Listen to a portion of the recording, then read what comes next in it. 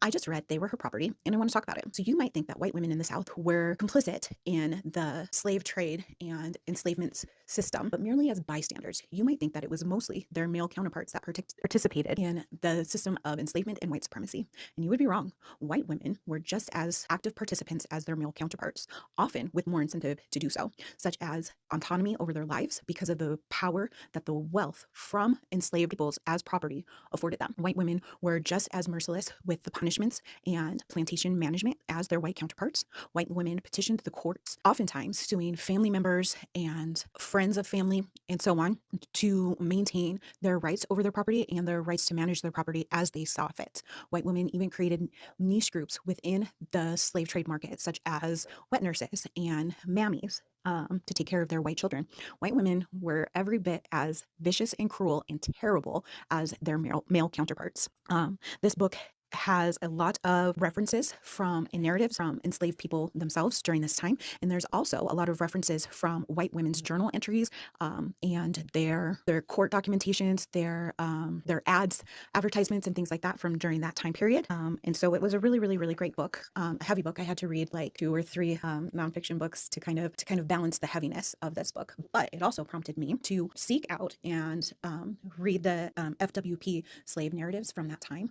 There's a narrative that's been going around that enslavement really wasn't that bad, and that it was actually beneficial to the Black community because it taught them all sorts of skills and this, that, and the other. And that couldn't be further from the truth.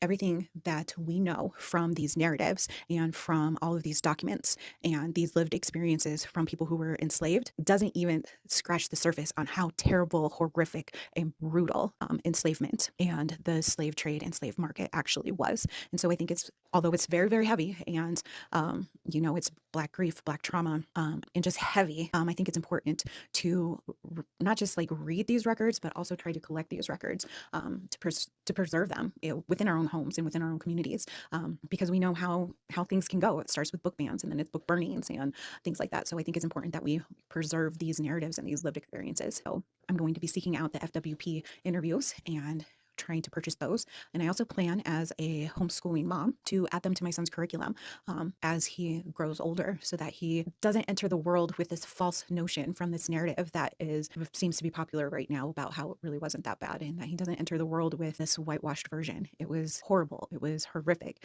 It was genocidal, and the impacts of that will be felt within our communities and the fabric and the system in which this nation was built, but also in Black bodies for generations and generations and generations. It was DNA altering what was experienced during that time. And as much as white women are often kind of given a pass because, oh, they're women, they can't be as bad, and oh, they're women, they didn't mean it like that, or, that silly woman misogynistic narrative, they were just as terrible and they were just as brutal. And that needs to be recognized and reconciled with. So I definitely recommend that you check out They Were Her Property. It was a heavy read, but a good read, a necessary read, an important read. So go check it out, and also maybe join me with seeking out the FWP interviews from the enslaved folks from during that time. Happy reading.